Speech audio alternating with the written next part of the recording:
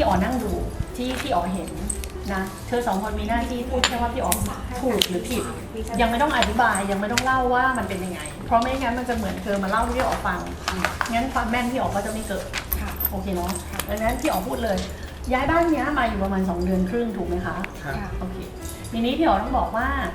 ด้วยสิ่งที่พี่อ๋อดูนะคะทันทีที่ย้ายเข้ามาค่ะแฟนเราจะหงุดหงิดขึ้นจู้จี้มากขึ้นหงุดหงิดมากขึ้นแล้วก็อารมณ์เสียง่ายขึ้นที่สำคัญซึ่งคุณจะต้องเป็นคนบอกพี่อ๋อเองคุณจะสังเกตเลยว่ามันเหมือนคิดปกติโดยสันดานคุณอะคุณจะเป็นคนที่คิดแล้วตัดสินใจชาร์ปแล้วก็ไม่ฝังใครด้วยปกติคุณจะค่อนข้างมั่นใจในตัวเองสูงแต่ทันทีที่ย้ายเข้ามาอยู่เนี่ยประมาณ2 เดือนคุณจะมีอารมณ์แบบเนี้ยได้ปะวะใช่ไหมวะแล้วก็จะมีอารมณ์ที่แบบว่าคิดวนไม่หลุดออกจากตรงเนี้ยแล้วก็คิดอยู่หลายเรื่องแต่มันไม่ตกตะกอนมันไม่จบอะนึกออกมาแล้วเวลาทำงานอะมันบางครั้งมันก็มีความรู้สึกเหมือนหัวสมองมันตันมันคิดไม่ออกว่าที่จะกูจะแก้ยังไงมันต้องใช้เวลานิดนึงแล้วเราก็ถึงจะทำได้เหมือนที่เคยเป็นถูกไหมคะถูกครับโอเคอีกกรณีหนึ่งที่พี่อ๋ออยากจะบอกก็คือคุณจะมีอารมณ์แบบนี้เลยก็คือบางทีสิ่งที่เคยชอบก็หายไปสิ่งที่ไม่เคยชอบก็กลับมามองดีเริ่มหรือยังอารมณ์เนี้ยยกตัวอย่างเช่นอาหารอย่างเงี้ยค่ะไม่เคยชอบอันนี้อยู่ๆก็กินแล้วก็ก็ดีนะมีไหม2 เดือนที่ผ่านมาต้องถ้ามันมีถึงระดับนี้แล้วเดี๋ยวจะได้รู้ระดับความที่มันเปลี่ยนแปลงใช่ไม่เคยชอบแล้วมาชอบเช่นเสื้อตัวเนี้ยไม่เคยชอบอยู่ๆก็ทำไมมันใส่ดีวะอะไรอย่างเงี้ยนึกออกไหมก็มีอย่างปาเคยชอบใส่แต่ขาสั้นอย่างเงี้ยก็เปลี่ยนการแต่งตัวพี่อ๋อแต่ก่อนเขาชอบใส่ขาสั้นเสื้อยืดไปทำงานซึ่งมันก็ดูกระโหลกกะลาเนาะให้ใส่ขายาวก็ว่าเปลี่ยนนะเปลี่ยนครับเปลี่ยนเนี่ยเปลี่ยนตัวก็คือจะต้องบอกว่าเพราะว่าโดยตำแหน่งของเขาอะตอนนี้พอเดินเข้ามามันมีน้ำแถมมันซุดดังนั้นเนี่ยสิ่งที่มันเกิดขึ้นก็คือสภาวะความเป็นผู้ชายเขาจะลดลงนั่นหมายความว่าเขาจะจู้จี้มากขึ้น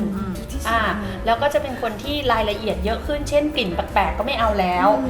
สัมผัสผ้าที่เคยแบบกูโอเคตอนนี้กูก็เริ่มไม่โอเคแล้วอะไรอย่างเงี้ยต่างๆที่ออกไป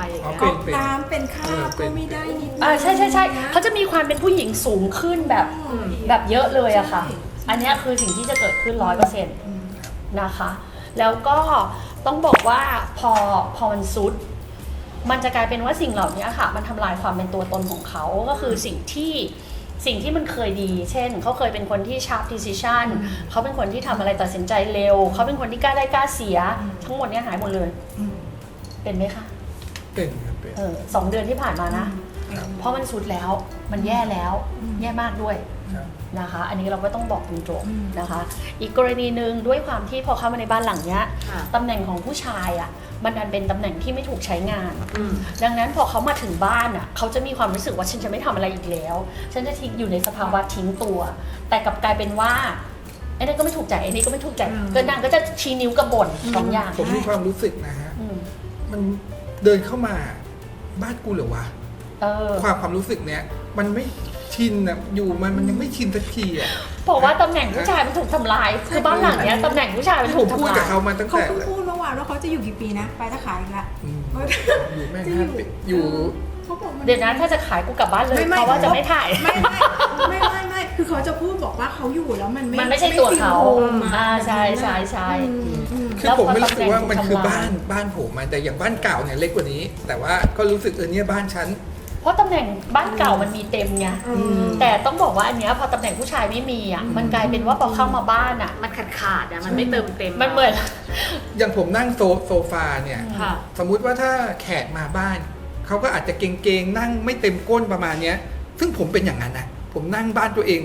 ไม่เต็มแบบเหมือนไปบ้านคนอื่นนะเนี่ยผมว่าเหมือนมาบ้านเพราะมันไม่ใช่นิสัยคุณไงคือโดยปกติพื้นฐานอะอย่างตรงเนี้ยคือต้องอธิบายอย่างนี้ว่าเวลาเราทำฮวงจุ้ยเนาะคนส่วนใหญ่จะบอกว่าสเต็ปในบ้านอะมันไม่เกี่ยวข้องกับฮวงจุ้ยในความเป็นจริงไม่ใช่ยกตัวอย่างอย่างเงี้ยกันเข้ามาเนี่ยบอกได้เลยว่าคนบ้านเนี้ยจะเป็นคนที่เขามองว่าการใช้หนี้คือการเซฟเงินส่วนหนึ่งค่ะดังนั้นเนี่ยทำไมถึงพูดแบบนี้เพราะว่าพอเดินเข้ามาปุ๊บอะสิ่งแรกที่เกิดขึ้นในความเป็นจริงแล้วอะมันจะดีกว่านี้ถ้าเดินเข้ามาแล้วมีระยะแล้วถึงดิ่งลงแล้วค่อยเก็บแต่อันเนี้ยมันกลายเป็นว่าเดินมาปุ๊บแล้วลงเลยแสดงว่าคน2คนเนี้ยเขาจะมี mindset ทันทีที่เข้ามาบ้านหลังนี้ว่าทำยังไงก็ได้ถ้าปลดหนี้หมดก็คือกูเป็นไทยใช่ดังนั้นเนี่ยกูต้องปลดหนี้ให้เร็วที่สุดดังนั้นเงินทุกบาททุกสตางค์อะมันจะลงไปอยู่กับการปลดหนี้อันนี้เขาแต่เขาก็อยากจะเอาโนเพราะตำแหน่งบ้านนี้ผู้หญิงใหญ่กว่าดังนั้นมันก็จะเป็นความคิดเขานึกออกป่ะแต่อย่างที่อ๋อบอกพอมันอยู่ตรงเนี้ยแล้วเอาโคมไฟรูปนกอ่ะมันกลายเป็นว่าคนบ้านเนี้ยจะเป็นพวกประเภทถ้ากูจะซื้อกูต้องได้คือถ้ากูไม่ได้ซื้อกูจะนอนไม่หลับแล้วกูจะวนกับของสิ่งนั้นอ่ะอยู่ในหัวอยู่อย่างนั้นทำไม่ไปไหนเลยแล้วกูจะต้องซื้อให้ได้พอซื้อได้แล้วเดี๋ยวกูเพิ่งเป็นเมื่อคือเหมือนกับอยากได้ต้องได้อ่ะไม่งั้นมันนอนไม่หลับคิดอยู่นั่นแหละก็ดูเมื่อ10 วันก่อนดูปุ๊บรถ BM เพิ่งออกรุ่นล่าสุดปิ่มขอละอย่างขอซื้อเนี่ยเขาก็บอกเขาก็ใจดีป้าเอาดิก็เลยโทรหาพี่สาวเขาที่เป็นรู้จักกับเจ้าของ BM ผมก็จะจองให้ได้คืนนั้นเซาซีจะเอาเดี๋ยวนั้นเลยจอง4 ทุ่มจองโอนจองตอน4 ทุ่มไม่งั้นผมไม่ยอมนอนไม่หลับใช่ไม่เขาจะถามไปว่าสีอะไรดีว่าเธอจะเอาข้างในสีอะไรแล้วก็ไปเซาซีพี่สาวเขาคืออะไรรู้ว่าไม่รู้จักเวลาจะซื้อโคมไฟคนส่วนใหญ่ไม่คิดว่าต้องถามเนี่ยคนส่วนใหญ่ก็ไม่คิดว่าจะต้องเรียนรู้อย่างล่าสุดอ๋อสอนรั้วกับสอนหลังคาบ้านบอกได้เลยว่าหลังคาบ้านเนี้ยไม่อยากทุบทิ้งจริงคือเพิ่งสอนนึกออกป่ะโอ้ยเครียดพอเห็นหลังคาแล้วแบบเครียดมากเชื่อเลยว่าทันทีที่คุณย้ายมาอยู่บ้านเนี้ยความคิดของคุณคือเราจะเกษียณไอ้ความคิดเกษียณเนี่ยมันมาที่บ้านหลังนี้ใช่เพราะมันอยากจะสเตเบิลแล้วมันไม่อยากเพราะอะไรรู้ป่ะหลังคาเรียบใช่ไหมหลังคาเรียบเลยหลังคาเรียบแต่ฉันเพิ่งมีเนี่ยว่าผมจะเกษียณเมื่อไหร่ไม่หรอกเพราะอะไรรู้ป่ะเพราะความคิดเขาอะโดยปกติเขาเป็นคนที่ชอบเอาชนะชอบ challenge มากใช่เขาเป็นคนชอบ challenge แล้วอะไรที่ใครบอกว่าทำไม่ได้ฉันจะทำให้ดูคือสภาวะจิตของเขาอะคือแบบนั้นแต่บ้านหลังเนี้ยทำลายทุกอย่างที่เป็นเขาอะจริงๆนะตอนซื้อบ้านอะพี่อ๋อดูแต่บ้านเล็กที่พี่อ๋อไม่ได้มาดูบ้านแต่พอมาดูบ้านแล้วให้ความรู้สึกว่าผัวปิ่มอยู่ยังไงวะคือมันเปลี่ยนความเป็นคุณแบบโดยสิ้นเชิงอะเพราะอะไรรู้ป่ะเพราะว่าทันทีที่คุณมาอยู่บ้านหลังเนี้ยสมองคุณจะคิดแต่ว่าฉันเหนื่อยแล้วเบื่อแล้วสมัยก่อนเนี่ยเวลามีปัญหาคุณจะรู้สึก challenge กูต้องแก้ยังไงกูต้องทำยังไงนี่คือนิสัยคุณแต่พอมาอยู่บ้านหลังเนี้ยทำไมเหนื่อยนักวะแม่งมีแต่เรื่องทำไมไม่มีใครคิดได้ทำไมต้องเป็นกูคนเดียวคือมันจะเป็นอารมณ์เนี้ยเข้าไปอยู่ในตัวคุณทุกอย่างเลยก็บ้านหลังเนี้ยเข้ามาอยู่11 ธันวาแต่ผมแต่งตั้งแต่สิงหานะฮะแต่ง4 เดือนทุกอย่างผมเลือกเองหมดอะไรเองเลือกช่างเองหมดทุกชิ้นมีปัญหาหมดจนผมคุยกับแฟนว่าเฮ้ยปิ๋มมีเงินนี่ไม่ใช่คำตอบนะเว้ยบ้านหลังเก่าเนี่ยผมจอง 50,000 ที่เหลือกู้เต็มนะแล้วก็ค่อยๆซื้อทีละชิ้นเพราะตังค์ไม่ค่อยมีไม่มีปัญหาบ้านหลังนี้ผมมีพร้อมหมดเลยนะสั่งมาแต่ทุกชิ้นมีปัญหาทะเลาะกันหมดทะเลาะกับไอ้ช่างเนี่ยไอ้ช่างโซฟานี่ก็มีปัญหาทุกจุดอะทุกอันเลยทุกอันเนี่ยก็เลยคุยกับปิ่มว่าปิ่มให้มีเงินไม่ได้คำตอบอะไรแล้วเครียดคำตอบอยู่นี่คำตอบอยู่นี่โอเคพี่อ๋อจะต้องบอกว่าถ้าเชื่อใจนะคะแล้วราคาพี่อ๋อบอกได้เลยว่ามันอยู่ที่วัสดุ เวลาเราทำบ้านทุกอย่างอยู่วัสดุคุณน่าจะรู้พี่อ๋อคงไม่มานั่งเอาเงินกับสิ่งเหล่านี้หรอกนะพี่อ๋อก็ต้องยอมรับว่าพี่อ๋อสารภาพกับคุณว่าคุณก็เป็นหนูทดลองให้พี่อ๋อละเพราะว่าพี่อ๋อต้องบอกเลยว่านอกเหนือจากหมู่บ้านพี่อ๋อก็ไม่เคยคิดจะทำบ้านให้ใครเอาตรงๆนะเพราะว่าพี่อ๋อกลัวว่าพอพี่อ๋อพูดว่าอันนี้แล้วคุณไม่ชอบคุณไม่ทำพี่อ๋อก็การันตีผลไม่ได้นึกออกปะแต่อย่างหมู่บ้านเนี้ยพอพี่อ๋อสั่งให้ทำมันต้องทำทีนี้ถ้ามาแบบพี่อ๋อจะเอาหลังคาแบบนี้แล้วคุณบอก ไม่ได้ ไม่ชอบไม่เอากูเลิกเลยละกูเดินออกเพราะนั่นหมายความว่าพี่อ๋อจะการันตีไม่ได้เลย แต่ถ้าพี่อ๋อทำแล้วคุณเชื่อพี่อ๋อทุกอย่างพี่อ๋อการันตีว่าภายใน3เดือนไม่ดีขึ้นคือมึงมาด่ากูได้เลย แล้วก็มาอาละวาดกับกูได้เลยคือ แต่ภายใน3 เดือนก็ต้องรับผลของมันด้วยนะเพราะไม่ได้ ใช่ เป็นวันดีนะ ใช่คือข้อเสียมันก็จะถูกทำให้เปลี่ยนนะคะถ้าเป็นดวงจุ้ยพี่อ๋อมันจะเริ่มต้นตั้งแต่วินาทีที่พี่อ๋อจะเปลี่ยน โอ ใช่ เคเราก็รีบทำให้มันเสร็จมันจะได้ครบ3 เดือน พี่อ๋อว่าเขาไม่น่าเดือดร้อนเท่าที่พี่อ๋อเห็นตอนนี้คนที่หนักสุดจะเป็นปิ่นเพราะว่าตำแหน่งผู้ชายมันถูกทำลาย ค่ะ ที่บ้านหลังนี้ ค่ะ ทีนี้พอตำแหน่งผู้ชายมันจะมามีความหมายอ่ะเขาจะกลับไปมีสภาวะเขาคนเดิมเมื่อก่อนจะย้ายเข้าบ้านนี้ดังนั้นเขาไม่น่าจะเดือดร้อน ปิ่นเนี่ย ปิ่มมาแหละจะเดือดร้อนเพราะปิ่มจะกังวลแล้วปิ่มจะเครียดแล้วปิ่มจะไม่เข้าใจเพราะเขาจะอยู่ในช่วงเปลี่ยนถ่าย คนเนี้ยจะเปลี่ยนพอคนนี้เปลี่ยนปิ่มก็จะรู้สึกว่ามึงเป็นอะไรกันแน่ตัวลงเข้าใครกันแน่อะไรอย่างเงี้ย โอเคถ้าเรารู้สาเหตุแบบเนี้ยเราก็จะ มี 3 เดือนค่ะ3 เดือนขอเลยว่า3 เดือน ค่ะ คือเขาจะเป็นอย่างนั้นจริงๆ แต่ว่าอย่างที่พี่อ๋อบอกก็คือเดี๋ยวพี่อ๋อสอนให้แล้วกันเพราะว่ามีแอปแล้วเดี๋ยวพี่อ๋อสอนได้ เพราะว่าพี่อ๋อจะรู้แล้วว่าถ้าเป็นอารมณ์นี้พอเขาเป็นธาตุนี้เขาจะเป็นยังไงปิ่มจะได้รู้วิธี handle เขา ค่ะ มันก็จะมีปัญหาน้อยห ปา น่อย รู้ตัวปาเบา ป้าเราเบาๆลูก ๆเดี๋ยวนี้ก่อน ปัญหาคือเขาจะไม่รู้ตัว อ๋อ เพราะเนี่ยอย่างนี้ถ้าพี่อ๋อไม่ชี้เขาก็ไม่รู้ว่าเขาเปลี่ยน จริง ถูกปะล่ะ เขาไม่ค่อยเชื่อใครด้วยนะพี่อ๋อคือเขาเชื่อทุกคนอะยกเว้นปิ่น ไม่หรอกพี่อ๋อมองว่าเหตุผลมันคืออย่างนี้มากกว่ามันลักษณะที่ไม่เชื่อใครเนี่ยมันพี่อ๋อว่าผัวเมียทุกคนเปล่าค่ะสามีภรรยาส่วนใหญ่อะมันมีความรู้สึกเหมือนกับว่าเหมือนมีอีโก้เนาะมันก็จะไม่ฟังกันอยู่แล้วโดนพื้นไม่ว่าจะ มันส คู่ไหน นิทกัน ใช่ มันสนิทกัน ใช่ มันก็เลยมันแวดได้ ใช่ แต่คนอื่นเราจะไปแวดไม่ได้ ใช่ถูก อืม แต่อย่างพี่อ๋อเนี่ยพี่อ๋อเป็นคนด้วยความที่มันไม่ใช่ชีวิตพี่อ๋อก็จะสังเกตว่าเขาเปลี่ยนไปไม่ออกมา ทีนี้พอเขาเปลี่ยนเนี่ยพอเขาจะเปลี่ยนกลับอะตัวเขาเองเขาก็จะไม่รู้ มันก็เหมือนที่เขาเดินเข้ามาแล้วเขาแค่รู้สึกว่าอึดอัดแต่เขาก็ไม่รู้ว่าเพราะอะไร พี่ออกมาสรุปให้ว่าเป็นอย่างนี้ ใช่ จริง นะคะ อันเนี้ยก็คือจะเปลี่ยนให้ เพราะว่าตอนเนี้ยเขาจะมีความเป็นผู้หญิงมากกว่าเราอีก ตอนแรกคิดว่าเป็นไวทองเลย ไม่ใช่ จุ้งจี้อย่างนี้ว่ะ ไม่ใช่ ใช่ แล้วก็อีกอันนะคะก็คือห้องที่เป็นห้อง living room ข้างบน ชั้น คือ 2 ด้วยความที่ปิ่มอะไปซื้อโคมไฟที่เป็นรูป แปดเหลี่ยม เป็นน้ วง ำต้องพูดว่าเป็นน้ำแล้วก็เป็นอินฟินิตี้อันนั้นนะคะถ้าคุณไปนั่งอยู่ที่นั่น โดยเฉพาะคุณนะคะ มันจะมีสภาวะนี้เลยคือ ฟุ้งอะหัวสมองคือคิดอะไรก็ไม่รู้แต่มันไม่คอมพลีทสักอย่างเลยคือมันฟุ้งอะ แต่พี่อ๋อเชื่อป่ะผมไม่นั่งเลยนะ นั่งไม่ได้ไง ผมไม่นั่ง มันนั่งไม่ได้ ผมจะดูแค่ดูบอลกับลูก แล้วเวลาแบบว่างๆผมไปนั่งชั้น3นั่งคิดที่ของผมชั้น3แต่ก็ไม่ชินสักทีนะยิ่งข้างล่างนี่ผมยิ่งไม่ชินเลยนะข้างล่างเนี่ย พี่อ๋อบอกได้เลยว่าถ้าเป็นพี่อ๋อพี่จะทุบทิ้งแม่งหมดเลยเพราะอะไรรู้ว่าตรงบริเวณนี้พี่จะเอาเป็นห้องครัวถ้าเป็นพี่อ๋อนะคือพี่อ๋อให้ความรู้สึกว่าฟังก์ชันอลของบ้านหลังเนี้ยมันไม่ใช่อ่ะมันไม่ใช่ที่จะอยู่แล้ว ทำอะไรได้สนุก จับ สบาย ตามใจ อย่างเงี้ยมันขัดน่ะ ใช่ มันขัดไปหมดอยาก เพราะว่า นี่นู่น แค่เห็นที่จอดรถกูจะเป็นลมแล้ว ตอนเดินก็มาคือเวลาเขาออกแบบบ้านอ่ะเขาไม่ได้ออกแบบบ้านมาให้มันมีบาลานซ์ของการใช้ เราต้องยอมรับก่อนว่าคนรวยกับคนออกแบบอะคนออกแบบแม่งก็ไม่รวยพอถึงเวลามันออกแบบมามันก็ไม่ได้เหมาะสมกับฟังก์ชันอลของคนรวย เหมือนพี่อ๋อบอกเลยไม่เอ่ยโครงการนะ แต่พี่อ๋อดูให้กับโครงการหนึ่งซึ่งบ้านหลังหนึ่งก็ประมาณ130 กว่าล้าน ปรากฏว่าเข้าไปในบ้านเนี่ยเป็นไฮซีลิ่งอย่างเงี้ยแหละก็คือเปลืองไฟมาก แต่สิ่งหนึ่งที่เกิดขึ้นก็คือเขาทำ walk in closet อะเล็กมากคือ3 คูณ 3 เมตร ซึ่งคนรวยอะแค่นั้นอะมันใส่เสื้อผ้าไม่พอ มันจะไปพอ เข้าใจใช่ไหมทีนี้มันก็เลยเป็นอะไรที่คนไปซื้ออะก็จะรู้สึกไม่ค่อยดี แล้วคนรวยอะส่วนใหญ่ชอบ คือเขาไม่มายหรอกเขาก็อยากได้ที่สเปซใหญ่ๆ อย่างห้องครัวก็ต้องสเปซใหญ่ๆ แต่อย่างเงี้ย อย่างเงี้ยคือทำครัวไม่ได้เพราะมันอันตรายมากด้วยนะคืออะไรรู้ป่ะเราจะสังเกตเลยว่าเราไม่สามารถทำอาหารตรงนี้ได้ เพราะอะไรอาหารของคนไทยอ่ะมันแล้วมันก็มีควันแล้วมันก็มีกลิ่น ก็เวลาทำอาหารเนี่ยประชาชนได้กลิ่น เหม็นขึ้น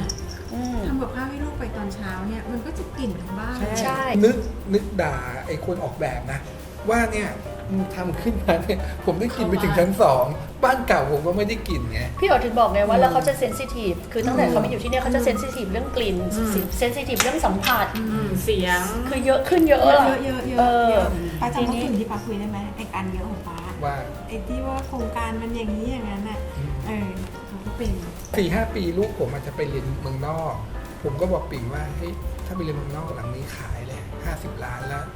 ไปอยู่คอนโด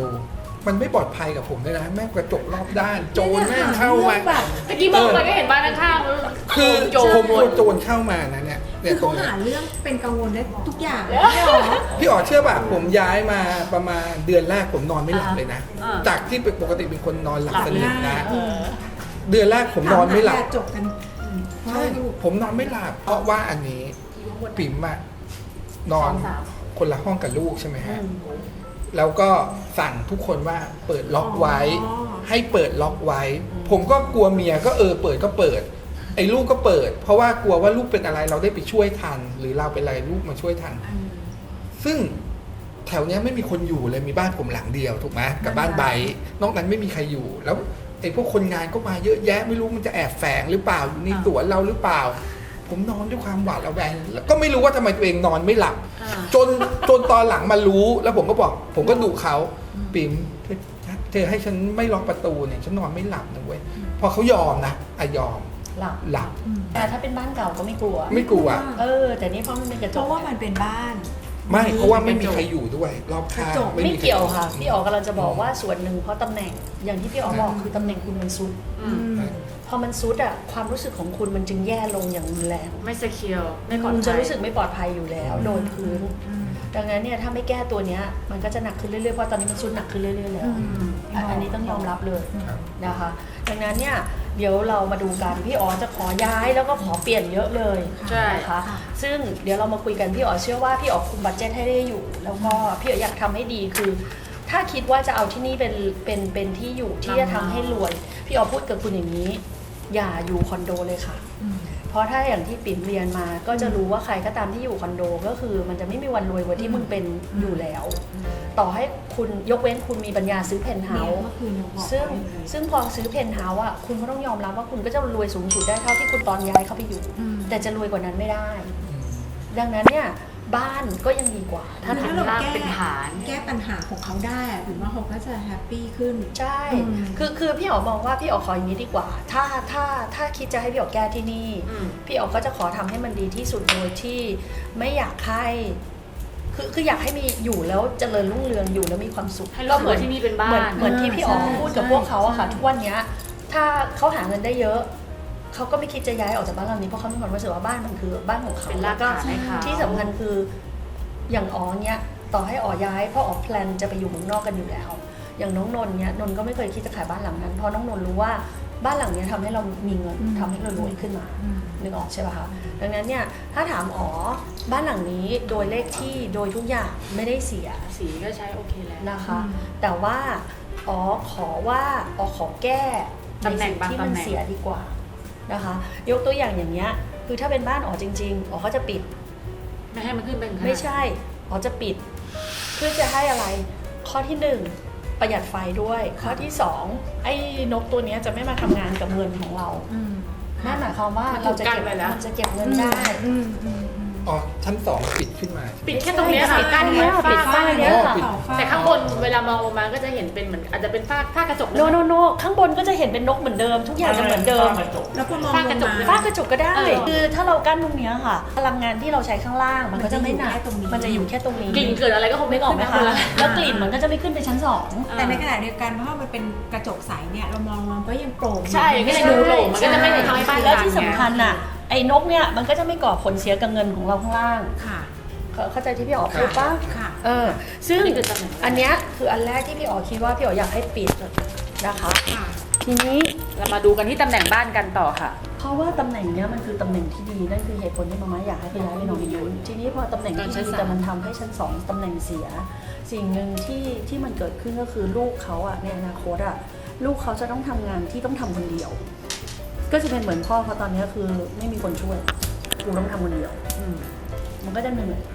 คือถ้ามีนิสัยเหมือนพ่อเขาคือชอบเอาชนะชอบอะไรเงี้ยไม่มีปัญหาแต่ลูกเขาไม่ใช่คนชอบเอาชนะ ลูกเขาจะเหนื่อย อันนี้คือสิ่งที่ต้องบอกไว้นะคะทีนี้ข้างล่างเนี่ยพี่อ๋อบอกได้เลย อันนี้พี่อ๋อไม่ว่านะปีแต่ถ้าทางพี่อ๋อเพียวอยากให้ขยายห้องครัวอยากให้ขยายห้องครัวจริงๆคือจริงๆอ่ะตรงบริเวณเนี้ยพี่อ๋ออยากกั้นห้องแล้วก็อยากรื้อตรงนี้แล้วก็ทำเป็น1ห้องแล้วเพียวจะทำห้องเนี้ยให้เป็นห้องกินข้าว แล้วตรงนี้ทั้งหมดเป็นโซนค แล้ว รั ต ว รงเนี้ยจะได้ทำเป็นครัว มีบ้านหลังหนึ่งในหมู่บ้านเนี่ยครับทำแบบพี่อ๋อคือเป็นครัว แล้วเขาก็กั้นกระจกตรงนี้แทน ใช่ คนนั้นเขาเป็นเชฟ หรือไม่งั้นนะพี่ออกก็จะขอทำแบบนี้ก็คือ ไม่เอานี้เป็นครัวเลย เอาตรงนี้เป็นห้องกินข้าวทั้งหมด แล้วตรงนี้เป็น แล้วตรงนี้เป็นครัวอยู่ ตรงนี้ให้เป็นครัว อ๋อย้ายครัวใหม่ ย้ายครัวไปอยู่ในตำแหน่งของมังกร ใช่ ซึ่ง พูด ก่อน กับบ้าน พอ เดิม ครัวเป็นมังกรอ่ะคนเนี้ยจะแฮปปี้มาก เพราะเขาจะมีความรู้สึกว่าเขาเป็นคนที่กินอยู่ต้องสุขสบาย ตอนนี้กินอะไรก็ไม่อร่อยกลับมาตอนเย็นก็กินอะไรดีวะ ไม่เพราะตำแหน่งมันไม่ได้เรื่องไงคือตำแหน่งเนี้ยมันทำอาหารอะไรก็ไม่อร่อย แล้วตรงนั้นกลายเป็นอะไรดี ก็เป็นเคาน์เตอร์จัดของธรรมดาก็ได้ เก็บของ เก็บของก็ได้ เอาครัวมาอยู่นี่ เอาครัวมาอยู่ตรงนี้แทน แพนทรีก็ได้เก็บต๊อก คือพี่หยอกเราจะบอกคุณว่าสิ่งที่คุณมองว่ามันเป็น outdoor ตรงเนี้ยสิ่งหนึ่งที่พี่หยอกจะต้องบอกก็คือในอนาคตอะค่ะอากาศจะร้อนขึ้นเรื่อย outdoor ๆแล้วคุณเป็นคนขี้ร้อนมากคุณว่าคุณจะไปนั่งมันไม่มีวันอยู่แล้วอะมาจะทำตรงนี้ทั้งแถบเลยลูกนี่มาจะกั้นอย่างนี้เลยเนี่ยทั้งหมดเนี่ยคือครัว ให้ครัวอยู่ตรงนี้ ตรงเนี้ยค่ะก็คือตั้งแต่บ่อน้ำขึ้นมาจนถึงตรง ตรงเนี้ยตรง outdoor คุณเนี่ยพี่หยอกจะสุดแค่เนี้ย แล้วตรงนี้ก็จะเป็นตรงนี้ก็อาจจะเป็นโต๊ะกินข้าวเหมือนเดิมแต่ว่าห้องเนี้ยค่ะที่เป็นอยู่อาจจะทำเป็นห้องสต็อกเก็บของ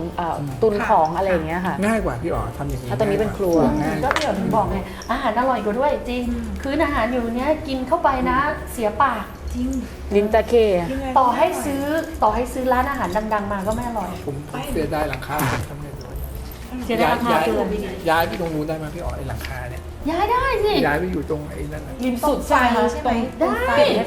เดี๋ยวทำไมต้องเอาออกพี่ยังไม่ได้คิดจะเอาหลังคาคุณออ ก็ ก หลั นะ งคาก็อยู่แบบนี้ทำให้เป็นห้อง ก็แค่ต่อเติม แล้วทำไมต้องแค่ต่อเติมไปดิ กั้น ห้องให้เป็นผนัง อ๋อ ค่ะ เป็นผนัง ก็เรากัน ไม่ผมคิดแบบว่าก่ออิฐเลยนะ ไม่ค่ะไม่ อ๋อไม่อะฮะ อย่าเพราะเราจะถ้าทำอย่างนั้นเราจะต้องเจาะเสาเข็มไม่ได้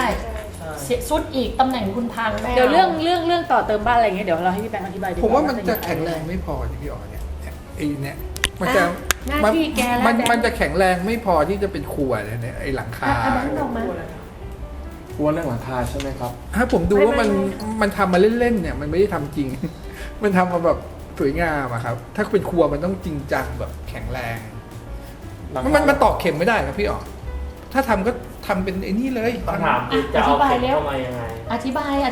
ไม่ถ้าเกิดทำผมก็ว่าเป็นส่วนหนึ่งของบ้าน เดี๋ยวเข้าใจอะไรก่อนบ้านพี่อ๋อเคยไปดูบ้านพี่อ๋อมาตอนนี้บ้านพี่อ๋อตอนนี้ต่อเติมเต็มไปหมดเลย มีห้อง แต่ไม่ใช้เสาเข็มเลยสักอัน เดี๋ยวนี้มันมีวัสดุใหม่ๆเต็มไปหมดเลย ที่ดีแล้วก็แข็งแรง แล้วก็ที่สำคัญไม่จำเป็นต้องตอกเสาเข็มและอยู่ทน คืออย่างหนึ่งคือเราเน้นวัสดุที่เบานะให้มันเบาที่สุด แล้วเพื่อที่จะไม่ต้องมีปัญหาเรื่องโครงสร้างเรื่องเสาเข็มอย่างเงี้ยคือเต็มที่ก็อาจจะเป็นกดเสานิดหน่อย แล้วมัน ไม่ จะ ต้อง ไม่ ล สุ ง ด เข็ม นะมันจะสุ จะ ดไหม ใช้ไม่สุดค่ะ อนาคต น้ำหนักเบาครับ เบาอ๋อ มันจะคือจะโอกาสสุดน้อย อ๋อ ครับผม ครับครับ แล้วก็ตัวอย่างตัวเนี้ยถ้าหลังคาคืออยากจะได้ชุดเนี้ยขยับไปใช่ไหมครับ ไม่ใช่เขาคิดว่ามันจะใช้ไม่ได้ คือจริงๆแล้วอะเราใช้ตัวเนี้ยถ้าหลังคาเรานั่นเราก็เปลี่ยนเฉพาะหลังคาแต่ชุดโครงสร้างเราจะตัดใหม่แล้วก็ต่อเติมไปเพิ่มครับแล้วก็ดึงหลังคาใหม่ครับ แล้วถ้าใช้หลังคานี้ไม่ได้หรอ หลังคานี้เหรอครับ เดี๋ยวผมขออนุญาตดูข้างบนอะไรอีกทีนะว่ามันคือใช้วัสดุอะไรบ้าง ทีนี้ ตอนนี้มาชั้น 2นะคะ หาตำแหน่งเลข ชั้น แปด สอง ให้ดีละ พี่อ๋อบอกเลยว่าตำแหน่งเล็กแบ่งเนี่ยเป็นอันหนึงที่พี่อ๋อไม่แฮปปี้เลย แต่ว่าถ้าจะเอาไว้สำหรับเป็นห้องรีแลกซ์พี่อ๋อไม่หมาย เพราะคนเราอะเวลาเรารีแลกซ์ก็ต้องการฟุ้งให้เยอะที่สุดด้วยซ้ำจริงๆแล้วมันจะเป็นห้องที่ถ้าเราอยากจะใช้ความคิดเพื่อหาไอเดียใหม่ๆ จะได้ แต่สำหรับคนที่เขาเป็นคอมพลีทอย่างเงี้ยเขาก็จะอึดอัด แต่เดี๋ยวพอตำแหน่งเขาดีขึ้นเขาก็จะดีขึ้ จ น ริงๆอันนี้ลูกชายมันจะดูทีวีห้องเขา อันนี้ห้องลูกชาย เข้าใช้ได้ ถ้าห้องลูกชายก็ไม่มีแบบนี้นะคะ แต่อ๋ออยากเปลี่ยนห้องลูก ตอนเนี้ ให้ ย มันนอนห้องนี้แทน โอเค ที่เป็นห้องพ่อแม่อยู่ตอนนี้ อันนี้คือต้องบอกว่าเอาลูกมันนี่ นอกนั้นเนี่ยอ๋อคุณจะเอาไปทำอะไรอ๋อไม่สนใจ อันนี้ยัง โมเป็นห้องทำงาน แต่อย่างนี้มาอยากให้ฝาพวกคุณขึ้นมาอยู่ตรงนี้ตรงไหนขึ้นมานอนตรงนี้ค่ะโอเคผมตั้งแต่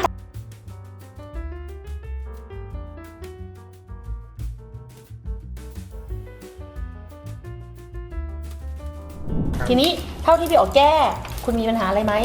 ไม่มี โอเค โอเค ถ้าไม่ กับ มี ฟังก์ชัน ทีนี้คือต้องบอกว่าบ้านหลังเนี้ยมันไม่มีปัญหาเรื่องเงินหรอก แต่ว่าตอนนั้นที่ให้ซื้อบ้านอ่ะ เพราะตัวเลขมันโอเค ก็ไม่เห็นแบบบ้าน แล้วคือเรารู้แค่ตัวเลข ไม่หรอกผมมาขอบคุณเพราะว่าผมอยากได้ M ไอเนี่ยจะประหยัดเอา S แล้วพอพี่อ๋อมาบอก M แล้วผมโอ้โห ดีใจโอเค มีความสุข มีคนซัพพอร์ตละ ใช่ นี่รีบเปลี่ยนโดยด่วน ไม่อือ ไม่หรอกเพราะว่ามองเห็นแล้วว่าเขาหาเงินได้ แล้วจริงๆอ่ะเขาแพลนไว้ด้วยว่าโปะหมด 3 ปีก็หมดแล้ว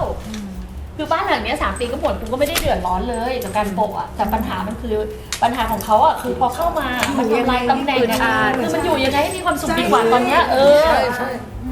มันไม่เหมือน คือตอนเนี้ยมันไม่มีความสุขทำยังไงให้มันมีความสุขพอมันมีความสุขบ้านหลังนี้มันก็จะเป็นสวรรค์ละ ค่ะ เพราะมันก็แฮปปี้ตั้งแต่ราคาตั้งแต่อะไรแล้ว ทุกอย่างผ่านหมดเลยซื้อของเข้าอะไรแฮปปี้ทุกอย่าง แต่พอเมื่อเข้ามาอยู่อ่ะ มันไม่แฮปปี้หรอกก็ตำแหน่งปิ่นก็เห็นนะ ใช่ ตำแหน่งมันเลวร้ายเองโดยตำแหน่งเขาด้วยไงแล้วมันเป็นตำแหน่งเขาอ่ะ พี่อ๋อเชื่อว่าผมย้ายมาอยู่วันแรกอะผมแม่งเป็นไข้อะเข้าแอดมิดเลยนะ วันแรกอะผมแอดมิดนะ แล้วผมก็คิดว่าเป็นโควิด ผมก็ตรวจใหญ่เลยปรากฏมันไม่ขึ้น ผมก็ไม่รู้ว่าตัวเองเป็นไรก็ไปแอดมิดก็ไม่เป็นนะ ไปตรวจที่โรงพยาบาลไม่เป็ วัน นเดียวก็กลับบ้านแล้ว หมอก็ไม่รู้ ว่าเป็นอะไร ว่าเป็นอะไร เพราะเชื้ออย่างนี้ ฉันไปนอนกี่คืนวะ2 คื ส น องคืน ก็เหมือน เพราะว่าหมอ เหมือนเราเป็นไข้ อยา อะ กจะเก็บไว้หาก่อนว่ามันเป็นอะไร หมองงอะ เพราะอะไรรู้ปะอยากรู้ปะไม่ใช่ค่ะจำไว้นะนี่คือสิ่งที่มนุษย์จะต้องรู้ โดยธรรมชาติอย่างที่เมื่อกี้มาอธิบายอะธรรมชาติของตัวเขาอะ เขาเป็นคนที่ ชาร์จ decision ทุกอย่างเลย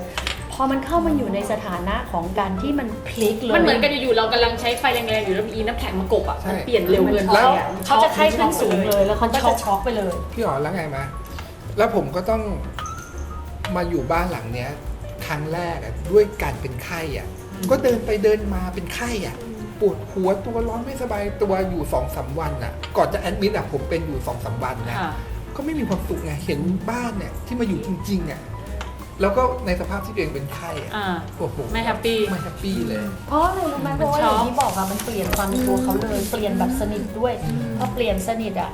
ตัวเขาธรรมชาติตัวเขามันโดนทำลายอะไม่มีใครแฮปปี้หรอกเขาก็จะอยู่บ้านหลังนี้อย่างซัฟเฟอร์ แล้วผมไม่เคยเป็นไข้มาตั้ง5-6-7 ปีโควิดนี่ไม่เคยเป็นไข้เลยนะเพิ่งมาเป็นย้ายมาเป็นวันแรกเลยมั้ง แล้วเป็นไข้โดยหมอหาสาเหตุไม่เจอ ใช่ ได้เพราะอะไรรู้ไหมเขากินนานอยู่เขาจะเป็นไข้ได้ยังไงที่เขาเป็นไข้เนี่ยเพราะอะไรรู้ป่ะธาตุในร่างกายของเขามันถูกกระทบพอกระทบปุ๊บเนี่ย มันเหมือนกับการ ลยออทง เกิด ย การเปลี่ยนแปลงภายใน มันจะต้องมีอะไรที่โชว์ออกมาใน ใช่ การเปลี่ยนแปลง คือมันบอกให้รู้แล้วแหละว่ามึงอยู่ที่เนี่ยมันไม่ปกตินะ แต่เราไม่รู้ว่ามันไม่ปกติเพราะอะไร ใช่ใช่ เราก็รู้แค่แบบไม่ต้อง เขาก็จะเริ่มมีอาการถ้าเขาอยู่นานกว่านี้นะเขาก็จะกลายเป็นว่าฉี่ไม่สูด ฉี่ขาด ฉี่ไม่ได้ ไอ้นั่นใช้งานไม่สม ไม่ บู แข็ รง ณ์ ตัว แล้วก็ เต็ จะ ม เริ่มเค ที่ รียด เขากินในนี่ขับปัสสาวะดีเลิศประเสริฐสีห้ามขาด โนเข้าใจแต่หมายถึงว่าด้วยตำแหน่งอะ ถ้ามันอยู่นานไปกว่านี้มันก็จะเป็นหนักเรื่อย เป็นใช่ อ๋อ มันจะทำลายเขา ๆ แล้วตัวเขาก็ยิ่งไม่เป็นตัวเขาก็ ตำแหน่ง ยิ่ง ทำลายผู้ชายอะ เลย ใช่ใช่ กลายเป็นตุ๊ด ก็จะจู้จี้ แล้วมัน เมีย จะ ต ไม่ ก ใช่ ใจเลย ตอนนี้เขายังเป็นนะ ถ้าเขาไม่อยู่มันจะเป็นที่ลูกชาย อืม ถึงบอก เหมือนบ้านหลังนั้นต้นไม้นั้นเนี่ย ใช่เลยเพราะมันคือการทำลายตำแหน่งแล้วตำแหน่งผู้ชายมัน คือ ไม่ เรา ดี แก้ตรงนี้เนี่ยลูกก็รอดด้วย ใช่ ใช่เพราะมันได้ใช้ประโยชน์แล้วไงคะ แล้วกลายเป็นตำแหน่งสำคัญของบ้านด้วยเพราะปากท้องไง ใช่ ถึงบอกว่าแก้แล้วก็แก้ทีเดียว คือจะยอมให้พี่อ๋อแก้ไหมเท่านั้นแหละ ยอม และห้องนี้เป็นอะไรก็เป็นห้องแขก ไว้ พี่อ๋อบอกได้เลยทำเป็นห้องเก็บของเป็นอะไรก็ได้ ก็ห้องนี้ก็ได้ห้องแขกอะไรอย่างเงี้ย ใช่ เพราะมันไม่มีผลอะไร มีแขกหรอว่าบ้านหลังเนี้ย ไม่เผื่อแม่มานอน อ๋อ คือพี่อ๋อบอกได้เลยบ้านหลังเนี้ยไม่มีแขกมาหรอกเพราะโดยตำแหน่งมันไม่รับแขก คือถ้าไม่จำเป็นจริง ๆ คือพี่อ๋อบอกเลยปีนึงอ่ะกูให้มีแขกอย่างมากไม่เกิน2 ครั้งอ่ะ จริงบ้านหลังนี้ไม่ใช่บ้าน คือยิ่งถ้าเดี๋ยวเติมตำแหน่งนะอันนี้ยิ่งแบบ privacy สูงอ่ะยิ่งจะแบบอันนี้ไม่ได้นะเธอฉันไม่ชอบอะไรอย่างเงี้ย จะสลับกัน เขาอ่ะไม่ให้เขาไม่รับแขกนะตัวเขาอ่ะ แต่เดี๋ยวพอตำแหน่งคุณมีคุณก็จะไม่รับ เขาจะ หมือนกัน เข้าใจเราละว่าเพราะอะไร อืม แล้วพอลูกชายย้ายมาห้องนอนข้างหลังในที่ออกห้อง ตำแหน่ง น้ำ สอง มันเสียอยู่ ก็ให้ซ่อมสิคะ เราเปลี่ยน ซ่อมห้องน้ำ เขาเปลี่ยนแก้ไหมโอเคโอเคแล้วห้องน้ำ เขามาแล้วนี่ก็ให้เขาทำให้หมด ใช่ สิ ใช่ห้องน้ำแขกแก้ได้ ได้สิ ต้องแก้ได้ ชักโครกก็ ห้องน้ำแขกมันคือเงินที่คุณต้องเสียให้สังคมคุณแคร์ไหมล่ะ แคร์ แคร์ก็ทำมันก็แค่สลับมันก็แค่หมุน หมุนทิศเอง โอเค มันโหไม่ยากหรอกแบงก์ก็จัดการได้ ปกติ โอเค ทีนี้เป็นแบงก์คุย ก็ต้องมีห้องเก็บของแล้ว ก็นี่ไง อันนี้นะ นี่ไง อันนี้ ก็เอาอันนี้เป็นห้องเก็บของ พี่โอบอกได้เลยถ้าอันนี้เป็นห้องเก็บของมันจะถูกเอามาใช้บ่อยๆแต่ถ้าคุณเอาของห้องนี้กับห้องนู้นน่ะคุณจะไม่มีวันได้เอาออกมาใช้เลยนะ มันจะเก็บนิรันดร์ งั้นอันนี้ก็เป็นห้องแขก อันนั้นก็เป็นห้องทำงาน มันจะได้ไม่เสียของคือประหยัดได้ก็ประหยัดเถอะพี่โอไม่อยากให้ใช้เงินเยอะ ค่ะ แต่ต้องดูช่างบิวอินก่อนนะว่าเขาทำงานอะไรยังไง ก็ให้แบงค์ทำอ่ะ ไอ้เนี่ยเหรอไอ้นี่มันแปะเข้าไปเฉยๆมัน เพราะปฏิ เพราะ เคิล ครัวนนทำเองไง อ๋อ นนจะรู้ว่านนยิง คือปิ่มพี่หอมองว่าไอ้ตู้พวกนี้มันยังใช้ได้อยู่มาไว้ห้องครัวใหม่ ใช่ค่ะ แต่ว่า ถ้าเป็นสีดำเราเปลี่ยนวัสดุปิดผิวได้ ได้ค่ะ ก็คือแบงค์ก็แค่ทาสีให้ใหม่ แต่มันมีลายเป็นอย่างอื่น แต่ลายมันก็มันขึ้นอยู่กับลูกค้าชอบอะครับแต่ถ้าติดพวกคือเหมือนที่มาบอก คือถ้าเราไปติดพวกหินพวกอะไรเงี้ยมันจะไม่ก่อผลเสียในด้านด้วยครับ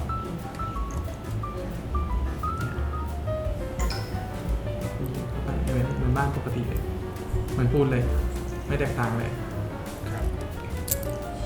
อันนี้จะติดเป็นไม้จริงก็ได้ เพราะตัวมันเองสามารถยิงและรองรับน้ำหนักได้เลยโกเลมจะเป็นตัวไหนดีครับ เป็นหินเนาะ เป็นหินเลยเนาะ ค่ะ ครับ ส่วนหินนี่เดี๋ยวผมส่ง ส่งแบบหิน ส่งตัว ให้เขาเลือก ตัวสีให้เลือกเนาะว่าจะเอาสีอะไร คือถ้ามันเป็นธรรมชาติแล้วสีมันก็ ไม่ผิดแล้ว ไม่ ค่ะ ผิด ไม่ผิด พี่ออก ใช่ ก็ที่บ้านถึงใช้ตอนที่เลือกก็ใช้อย่างเนี้ยถ้าเป็นธรรมชาตินะ